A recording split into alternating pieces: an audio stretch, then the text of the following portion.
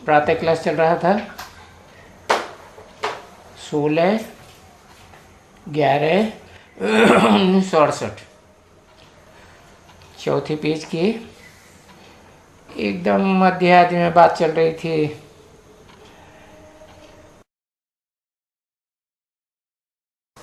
तो समझू बच्चे हैं वो तो बहुत थोड़े हैं,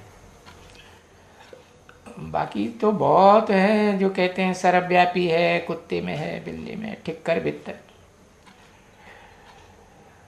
लेकिन बहुत बच्चे ऐसे भी हैं जो शुरुआत में ही जान जाते हैं कि भगवान फादर है, परम पिता है। दुनिया में जन्म जन्मांतर पिताएं तो बहुत हुए हैं, लेकिन जो भी पिताएं हुए हैं जन्मों में, उनके धर्म पिताएं भी हुए ना। और उन धर्म पिताओं का भी पिता आदम, एडम,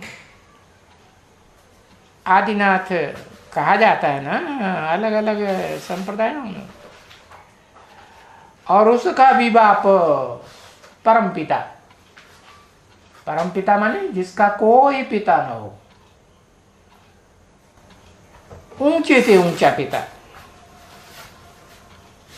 भारत में कहते हैं ऊंचे से ऊंचा भगवंत, परम पिता परमात्मा भी कहते हैं।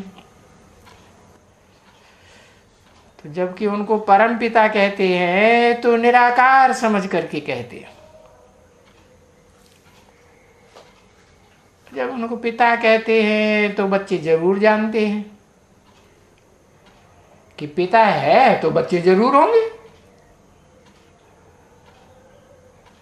नाम ही पड़ जाता है पिता। पिता माने बीज। पिता का काम क्या होता है? बीज बोता है तब तो पैदाइश होती है। धरणी में बीज बोया जाता है। तो पिता माने फिर बच्चे भी चाहिए। तो जानते हो कि हाँ वो भी तो आत्मा है, लेकिन परमात्मा है। आत्माओं के बीच में परम पार्टधारी है। और जो उसके बच्चे हैं वो भी आत्मा है। ये ब्रह्मा भी है। और ये जो भी है वो सपूत बच्चे हैं। हाँ, कोई अच्छे बच्चे हैं उनकी बुद्धि में ये बात आती होगी कि वो पिताओं के बीच में, दुनिया में जो भी पिताएं होते हैं उनके बीच में परम पिता है।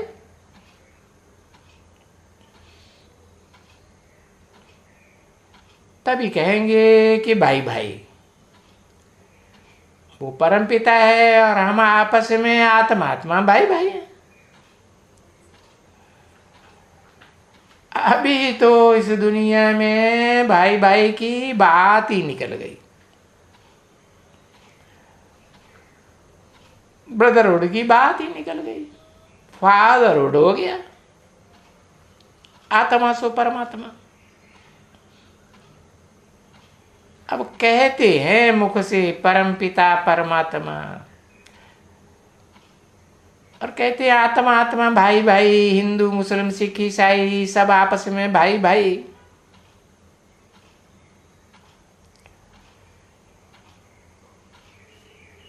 ऐसे मत समझो कि वो भाई भाई समझते हैं। नहीं, सिर्फ मुख से कहते हैं कि हिंदू मुस्लिम सिख ईसाई सब आपस में भाई भाई। अरे जब आते हैं कोई भी विलायत से, ये भाई ये क्रिश्चियन आए, ये मुसलमान आए, ये अरबियन आए, ये फलाने आए, तो बस सब कहेंगे अरब देश से आए। अब अरब नाम ही है अरब। वो कहते हैं ना, फिर कब आदमी याद करो रब को, तो रब कौन हुआ? भगवान हुआ ना। अब वो तो है अरब, माने नहीं रब, उनका कोई रब है ही नहीं। है तो क्या कहते? निराकार है। अरे निराकार तो आत्मा भी पहचानोगे कैसे? माना उनका कोई रब है ही नहीं साकार में। अरब अरब अरब। और फिर कहते हिंदू भाई भाई, क्रिश्चियन हिंदू भाई भाई, मुस्लिम हिंदू भाई भाई। अरे भाई भाई है तो हिस्ट्री में मुसलमानों ने इतना अत्याचार भारत में क्यों किया? इतनी हिंसा क्यों दिखाई दुनिया में? अर्थ कुछ भी नहीं समझते। भाई भाई होंगे तो ये हत्याएं करेंगी सब भाइयों की। देखो इतनी दुर्गति हुई है, जो कहते तो हैं मुख से, लेकिन बुद्धि की जो दुर्गति ऐसी हुई है कि उसका अर्थ नहीं समझ सकते।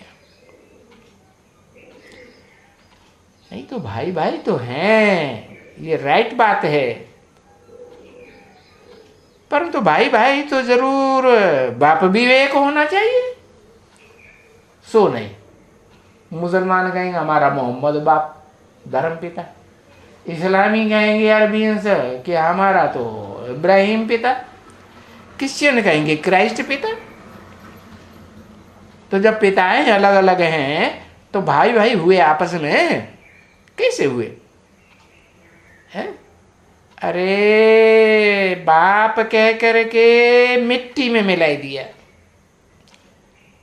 ठीक कर भीतर में डाल दिया। तो देखो अभी बच्चों का क्या हाल हुआ है? कौन से बच्चों का? जो आत्मा रूपी बच्चे हैं, जिनमें मन बुद्धि की पावर है ना, है, उन बच्चों का क्या हाल हुआ? मन बुद्धि कैसी हो गई? तमो प्रधान पत्थर बुद्धि। तो कहेंगे बच्चे भी वैसे पत्थर बुद्धि हो गए। जब बाप ठीक कर भीतर में है तो बच्चे भी ठीक कर भीतर में, ऐसे ही कहेंगे ना। अब ठीक कर बाबा कहते हैं, है कैसा बाबा? ठीक कर होता है, ठोकर लगी तो नीचे गिर पड़ा, है ना? ठीक कर बना, ठोकर लगी और बिखर गया। क्या मिट्टी का ढेला होता है ना?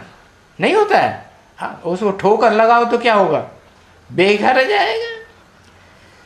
तो देखो ठिक्कर बाबा नाम दे दिया। कोई हुआ होगा ठिक्कर बाबा, ब्रह्मा बाबा को याद आ गया।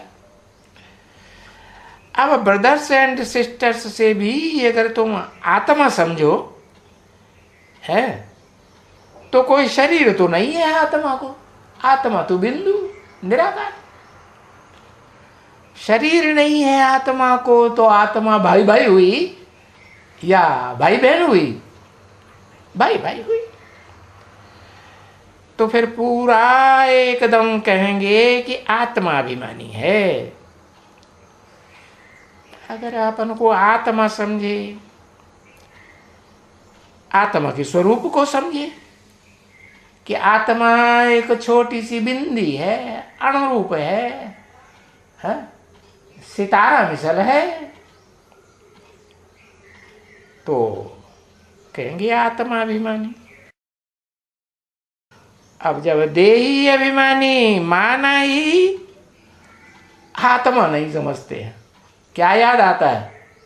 देह याद आती है। तो आत्मा अभिमानी के लिए तो बार बार बाप समझाते हैं कि अपन को ज्योति बिंदु आत्मा समझो। और बिंदी की तो लंबाई चौड़ाई कोई आकार प्रकार होता है क्या? लंबाई चौड़ाई मापी जा सकती है? बिंदी की लंबाई चौड़ाई तो नहीं वो लंबाई चौड़ाई होती। कितना भी छोटे से छोटा बिंदु बनाते जाओ, बन सकता है कि नहीं? है अरे लोग तो कहते हैं किसी ने चावल के ऊपर पूरी गीता लिख दी। तो जिस महीन कलम से गीता लिखी होगी वो उसका बिंदु कितना छोटा हुआ है, होगा कि नहीं होगा? देखो, तो बाप बार बार समझाते हैं आत्मा के लिए कि अभी कभी पुरुषोत्तम संगम युग में, मना जब कलयुग का अंत और सतयुग के आदि के संगम है, तो उस समय अपन को आत्माभिमानी बनाना है। क्यों बनाना है? इसलिए बनाना है कि आत्माओं का बाप अभी आया हुआ है। क्या? और वो बताए रहे हैं कि बच्चे तुम जो अपन को देह समझ बैठे, क्या कोई से नाम पूछो तो काय का नाम बताएगा? देह का नाम बताएगा। मैं मास्टर हूँ, मैं डॉक्टर हूँ, मैं वकील हूँ, अरे मैं बुढ़ा हूँ, मैं जवान हूँ, मैं लड़का हूँ। अरे ये शरीर का नाम बताया कि आत्मा को बताया है? अगर आत्मा का नाम बताए तो क्या कहेंगे? उसका नाम क्या? आत्मा का कोई नाम नहीं, एक ही नाम आत्मा। आत्मा निराकार जब तक शरीर धारण न करे तब तक उसका नाम बदल ही नहीं सकता। तो अभी बाप समझाते हैं कि बाप आए हुए हैं, आत्माओं का बाप है, और आत्माओं का बाप देह के बंधन से छुड़ा के कहाँ ले जाएंगे? है मुक्ति धाम में ले जाएंगे। कैसा धाम? जहाँ देह के बंधनों से, देह के पदार्थों से, देह के संबंधियों से मुक्ति होती है या नहीं होती है? कि वहां भी बंधन होता है देह का? नहीं। तो जब तलक आत्माभिमानी नहीं बनेंगे, है, मुक्ति धाम में तो जा ही नहीं सकते। मुक्ति धाम माने आत्माओं का लोक है, वहां देह, पांच तत्व देह के है ही नहीं है, और नहीं जा सकते हैं। तो फिर अंजाम क्या होगा? कहते हम आत्मा नहीं बन पाते, हमें आत्मा याद ही नहीं आती बिंदी है, न अपनी बिंदी भ्रकुटी के मध्य में याद आती, न दूसरे को देखते हैं तो याद आत्मा आती है। उनकी आंखों में बुद्धि चली जाती है, रूप स्वरूप में बुद्धि चली जाती। अरे भाई, अगर तुम आत्मा नहीं समझ सकते हैं तो फिर सजाएं खाएंगे नहीं? हाँ, मार मार के देह में सोटे तुम्हारी देह का भान सारा उतार दिया जाएगा।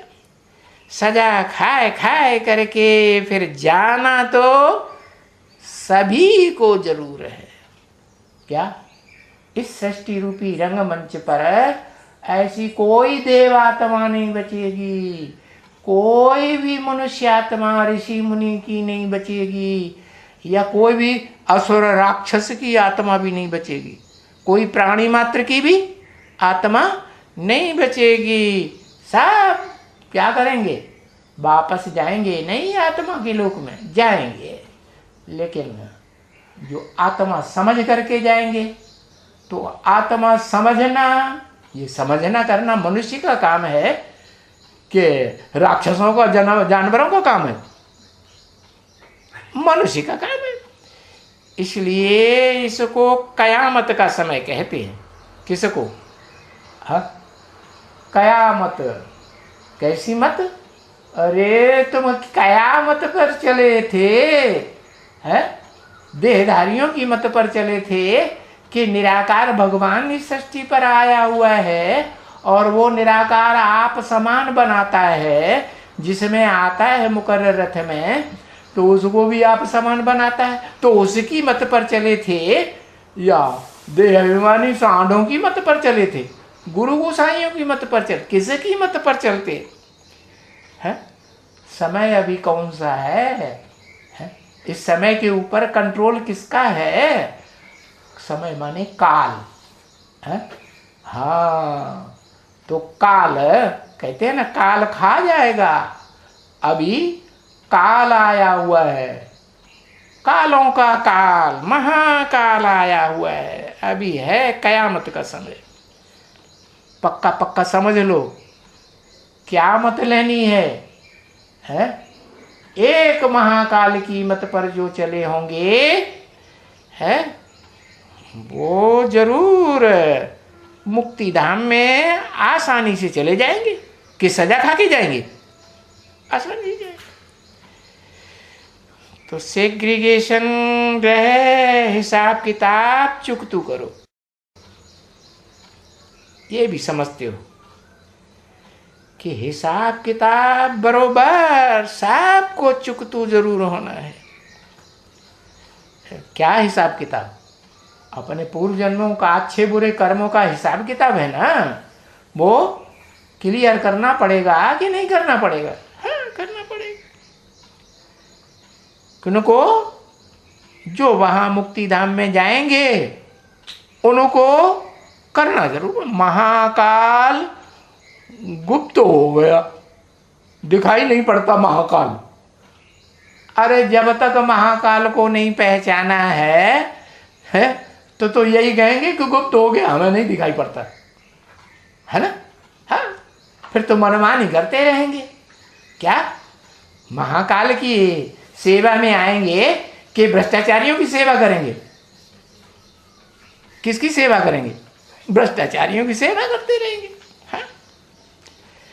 अब बाप तो कहते हैं कि मुक्ति धाम में वापस जाना है और फिर वहां से सुख धाम में आना है, तो शांति धाम में भी जाना है। पहले तो सुख का भी है, और फिर जब तक हिसाब किताब चुकतू नहीं है तो देखो शांति मिलेगी नहीं, अशांति भी है, दुख भी है। तो ये सभी महीन बातें हैं और ये समझने की बड़ी महीन बातें हैं। टू मैनी बातें हैं। करना क्या है? अरे एक ही काम करना है? बता, हिंदी में भी क्या कहते हैं ना, एक है साधे सब सदय और सब साधे सब जाए। सब साधे सब जाए या बचाए? सब जाए। इनकी भी लल्लो चप्पो करो, खुट्टे बर्दारी करो, इनकी भी मक्खनबाजी करो, उनकी भी मक्खनबाजी करो। अरे एक के पीछे ही लग जाओ ना, है? तो एक बाप को याद करना। क्या? एक शिव बाबा, दूसरा ना कोई। तो वो ही सुप्रीम टीचर है, वो ही सदगुरु है, और तो सब झूठे गुरु है। क्योंकि ऐसा सच्चा गुरु, सत्य गुरु दूसरा तो दुनिया में कोई होता ही नहीं। होता है इब्राहिम, बुद्ध, क्राइस्ट, ये जो बड़े बड़े गुरु हुए हैं, महान धर्म पिताएं कहे जाते हैं, ये हुए सत्य हुए कि झूठे हैं? सारे झूठे। एक निराकारी होता है ऐसा निराकारी होता है जो सदाकाल निराकारी स्टेज में ही रहता है। इस सृष्टि रूपी रंगमंच पर भी आता है तो भी निराकारी स्टेज में रहता है। क्या कभी साकार देह के भान में आता है? क्या कभी नहीं आता है। और ऐसा साकारी कोई होता ही नहीं जो साकार देह भी धारण करे आत्मा और फिर निराकार भी बना रहे। क्या कभी भी देह भान में आवे ही नहीं? अरे क्यों नहीं आवे? इस मनुष्य सृष्टि का जो बाप है वो देवान में आता है कि निराकारी रहता है? हाँ, जब तक आत्मा संपूर्ण न बने, निरंतर आत्मिक स्थिति में जब तक न टिके, तब तक साकारी याद में भी रहेगा, देह की स्मृति में भी रहेगा और आत्मा की स्मृति में भी रहेगा जरूर।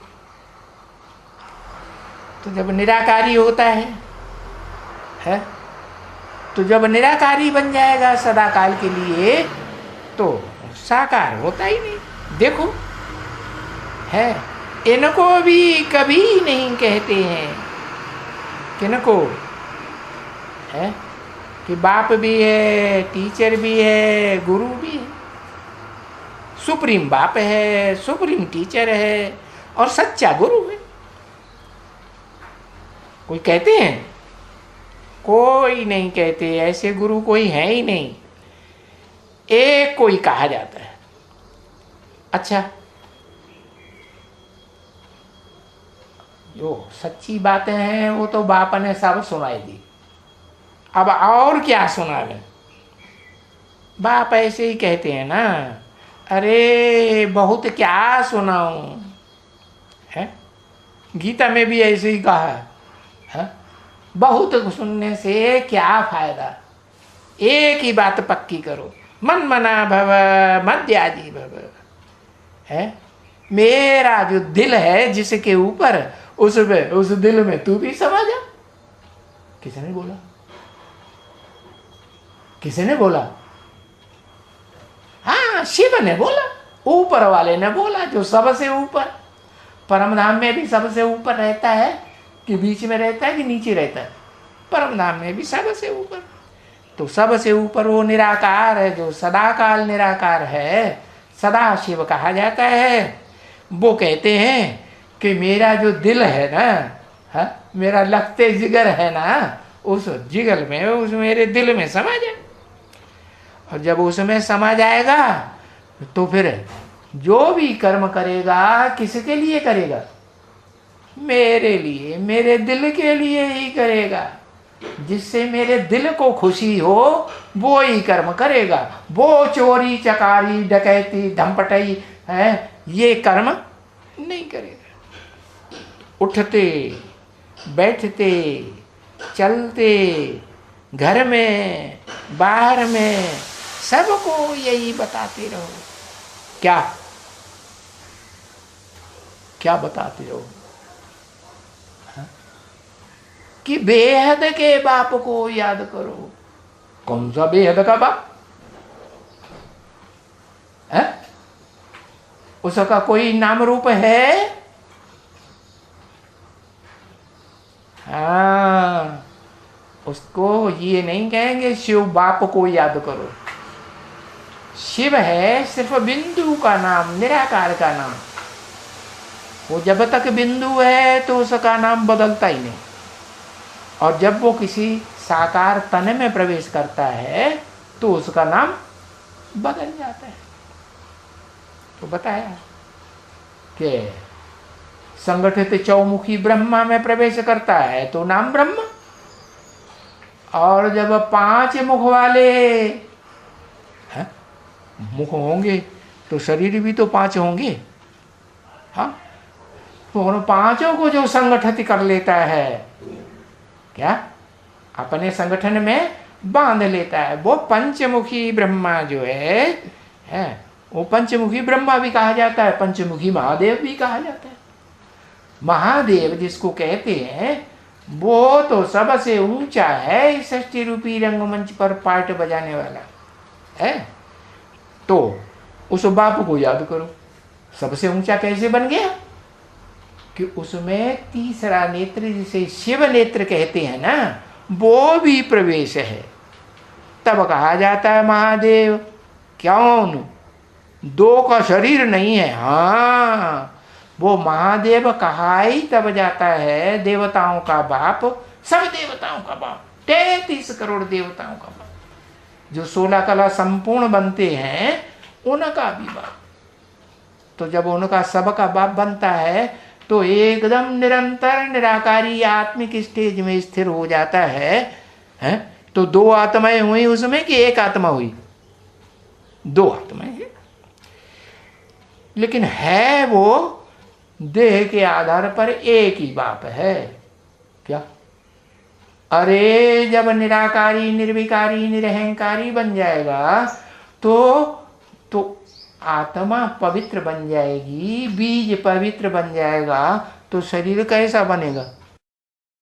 पवित्र बनेगा कि दाढ़ी मूछे वाला बनेगा? अभी तो कह रहे ऐसा ऐसा है वो दूसरा है।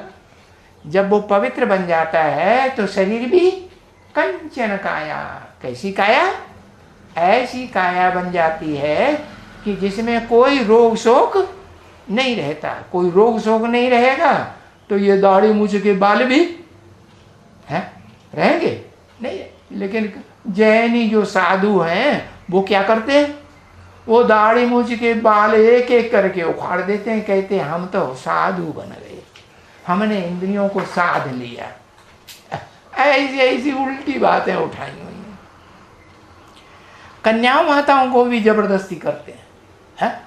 सारे शरीर के बाल में से जहां ज्यादा बाल होते हैं ना, उन एक एक बाल को उखाड़ते हैं। अरे कितनी बेचारियों को तकलीफ होती हो। तो ये सब हिंसक हैं, जैनी साधु भी हिंसक हैं कि अहिंसक हैं? कहते हैं हम तो अहिंसा परमो धर्म। बाप कहते हैं अभी बेहद का जो बाप आया हुआ है उसको याद करो। उसकी निशानी क्या बताते हैं कि अभी विनाश सामने खड़ा है। क्या? कौन कौन सा विनाश? महाभारी महाभारत विनाश भी सामने खड़ा है, खून की नदियां बहेंगी। और फिर वो विनाश भी सामने खड़ा है जिससे एटम बमों से 6-7 दिन के अंदर दुनिया खलास हो जाए। तो ये भी बताना है कि ये विनाश सामने है, बहुत दूर नहीं है कि 2-4 जन्म दूर होगा, या सृष्टि की आयु लाखों वर्ष बताई दी, या अभी कलयुग हजारों वर्ष का है। नहीं, सामने खड़ा है। किसका विनाश? ये पुरानी दुखदाई दुनिया का विनाश सामने है। और विनाश तो बाद में होगा, पहले नई दुनिया स्थापन हो जाती है। तो वो नई दुनिया स्थापन हो रही है। नई दुनिया में जो जाने वाले हैं उन आत्माओं का संगठन तैयार हो रहा है कि नहीं हो रहा है? तैयार हो। उस संगठन को स्वर्ग कहा जाता है। स्व माने आत्मा, ग माने गया। कहाँ गया? स्व स्थिति में गया। थोड़ी देर के लिए कि सदा काल के लिए?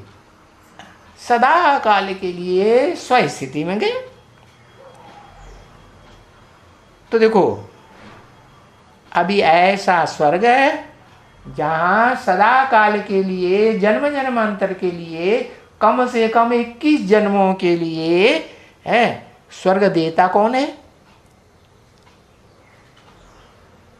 ऊपर वाला देता है, कभी नीचे वाला। कभी ऊपर उंगली करेगा, कभी नीचे करेगा।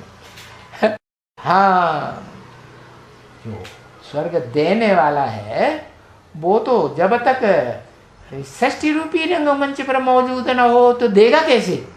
देगा नहीं। तो कि जो स्वर्ग स्थापन करता है वो तो साकारी निराकारी का मेल होगा, या सिर्फ एक निराकारी या साकारी होगा? मेल होगा। तो उसके द्वारा नई दुनिया स्थापन हो रही है, उसको स्वर्ग कहा जाता है। अभी स्वर्ग तो बेहद का बाप ही देते हैं। क्या? हद का बाप नहीं है। और वो बेहद का बाप के भाई आत्माओं का बाप सिर्फ अकेले दे देता हो, सो भी नहीं। जब तक प्रवृत्ति में ना आए, देह की प्रवृत्ति में ना आए, तब तक वो भी स्वर्ग का स्थापना नहीं करने का निमित्त बन सकता। तो अभी स्वर्ग वो बेहद का बाप देते हैं, इसलिए उस बाप को याद करो। किस बाप को? उस बाप को। माने जिसमें प्रवेश होके ये मुरली चल रही थी 68 में, वो ब्रह्मा बाप को याद नहीं करो। किसको याद करो? उस बाप को याद करो जो भविष्य में प्रत्यक्ष होने वाला है। याद करो, बस एक ही बात, बाप को याद करो। पहचान के याद करो कि बिना पहचाने याद करो? पहचान के याद करो। तो रिजल्ट क्या होगा? पहचान के याद करेंगे और निरंतर याद करने की स्टेज तुम्हारी बनेगी। कम से कम बाप कहते 8 घंटा जरूर याद करो। 8 घंटे की याद में, निरंतर याद में पहुंचेंगे तो स्वर्ग तुम्हारा। या स्वस्थिति में लगातार रहने की स्टेज तुम्हारी पक्की हो जाएगी, उसे कहेंगे स्वर्ग। अच्छा, अब चलो बच्ची। कहाँ चलो? कोई बच्ची टोली लेके आती होगी तो बाबा को टोली फटाक फटक याद आ जाती है। बच्चों को क्या याद आता है? बच्चों को टोली याद आ जाती है। तो बच्चा बुद्धि है ना ब्रह्मा बाबा कि सालिम बुद्धि है? बच्चा बुद्धि। अच्छा चलो बच्चे। अच्छा, मीठे मीठे सिकिले रूहानी बच्चों प्रति किसने बोला? हाँ, जो ऊंचे ऊंचे आत्मा है जिसे कहते हैं परम पिता, सबका पिता, उसने बोला मीठे मीठे सिकिले रूहानी बच्चे, उनके प्रति, रूहानी बाप की और दादा की। रूहानी दादा क्यों नहीं कहा? क्योंकि दादा तो सबको समझते हैं ब्रह्मा बाबा को, वो तो सदा देहभान में ही रहता है कि आत्माभिमानी बनता है? जब तक पुरुषोत्तम संगम युग का लास्ट स्टेज ना आ जाए संपन्न बनने का, तब तक वो देहभान में ही रहता है ना, रहता है ना। हा? चाहे सूक्ष्म शरीर हो और चाहे स्थूल शरीर हो। तो इसलिए दादा के लिए नहीं कहा कि रूहानी दादा का। दादा का दिल तो होता है, दादा का दिल होता है कि नहीं? दिल तो होता है। दिल व जान सिख और प्रेम से याद प्यार गुड मॉर्निंग। फिर मीठे मीठे रूहानी बच्चों के प्रति रूहानी बाप की नमस्ते। ओम शांति। अच्छा, पांचों ब्रह्माओं का शरीर नहीं होता है ना बाबा? लेकिन निराकारी स्टेज में होंगे कि नहीं? नहीं, पांचों ब्रह्माओं का। पांचों ब्रह्मा संपन्न बनेंगे तो निराकारी स्टेज में होंगे या साकारी स्टेज में होंगे? निराकारी स्टेज में। फिर शरीर नहीं होगा उनका? है? नहीं, ओम राधे मम्मा और ब्रह्मा बाबा तो शरीर छोड़ दिए ना। शरीर छोड़ दिया तो सूक्ष्म शरीर रहेगा कि नहीं? है? रहेगा। फिर अभी क्या 11 तारीख हो गई?